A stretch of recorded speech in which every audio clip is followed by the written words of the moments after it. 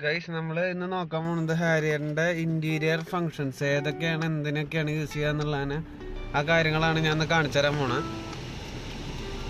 നമുക്ക് നോക്കാം എന്തൊക്കെയാണ് ഫങ്ഷൻസ് വരുന്നത്.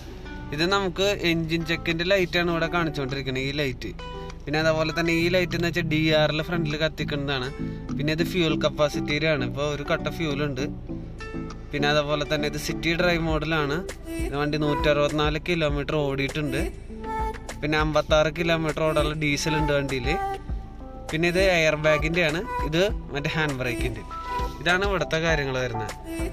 പിന്നെ സ്റ്റിയറിംഗ് കൺട്രോൾസിലത്തെ സ്വിച്ചുകൾ എന്താണെന്ന് വെച്ച് കഴിഞ്ഞാൽ ഇത് വോളിയം കൂട്ടാനും യൂസ് ചെയ്യാം, കുറയ്ക്കാൻ യൂസ് ചെയ്യാം, നെക്സ്റ്റ് സോങ് അടിക്കാൻ, അതുപോലെ തന്നെ ഡൗൺ ചെയ്തതെന്ന് വെച്ച് കഴിഞ്ഞാൽ ബാക്ക്വേർഡ് സോങ് പോകാനായിട്ട്. പിന്നെ ഇതൊക്കെ വോയിസ് കമാൻഡാണ്, നോക്കിയോളൂ.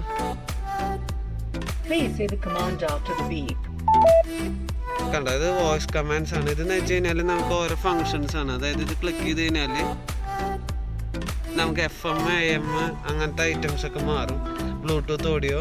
പിന്നെ അതേപോലെ തന്നെ ഇതെന്ന് വെച്ച് കഴിഞ്ഞാൽ ക്രൂസ് കൺട്രോൾ ആക്ടിവേറ്റ് ചെയ്യാനാണ്. ഇപ്പോൾ ഈ സ്വിച്ച് ഞെക്കി കഴിഞ്ഞാൽ ഇത് സിസ്റ്റത്തിൽ ലൈറ്റ് ചെയ്തിട്ടുണ്ട്, പച്ച ക്രൂസ് കൺട്രോൾ ഓഫ് ആയിക്കണ്ട. ആ സ്വിച്ച് ഞെക്കി കഴിഞ്ഞാലാണ് ക്രൂസ് കൺട്രോൾ ആക്ടിവേറ്റ് ആവുള്ളൂ. ഇത് ക്രൂസ് കൺട്രോൾ അപ്പ് സ്പീഡ് കൂട്ടാനാണ്. ഇത് ഡീആക്ടിവേറ്റ് ചെയ്യാനുള്ള സ്വിച്ചാണ്. പിന്നെ ഇവിടുത്തെ സ്വിച്ചുകളെ പറ്റി പറയാനെന്ന് വെച്ച് കഴിഞ്ഞാൽ നമുക്ക് ഹോം ബട്ടൺ വരുന്നുണ്ട്. സ്റ്റാറിംഗ് എന്ന് വെച്ച് കഴിഞ്ഞാൽ ഇതിൽ നമുക്ക് അത്യാവശ്യമുള്ള കാര്യങ്ങൾ സ്റ്റാർ ചെയ്തിടാം. പിന്നെ ഇത് നെക്സ്റ്റ് സോങ് ആണ്. ഇത് ഫോൺ കൺട്രോൾസ് ഗ്ലാമ്പ് ആണ്. അതായത് ഫോഗ് ലാമ്പ് ആക്ടിവേറ്റ് ചെയ്യണമെങ്കിൽ നമ്മളൊന്ന് ജസ്റ്റ് ഒന്ന് പാർക്ക് ലൈറ്റ് ഓൺ ആക്കിയിട്ട് വേണം. അപ്പോൾ ഇനി ഇത് ക്ലിക്ക് ചെയ്ത് കഴിഞ്ഞാൽ ഫോഗ് ലാമ്പ് ഓൺ ആവും. ഇതെന്ന് വെച്ചാൽ എക്കോണമി ഡ്രൈവ് മോഡ്, ഇത് സ്പോർട്സ് ഡ്രൈവ് മോഡ്. പിന്നെ ഇതൊക്കെ നമുക്ക് AC യുടെ ഫങ്ഷൻസ് ആണ്. ഫാൻ സ്പീഡ് കൂട്ട കുറയ്ക്കുക, ഇതൊക്കെ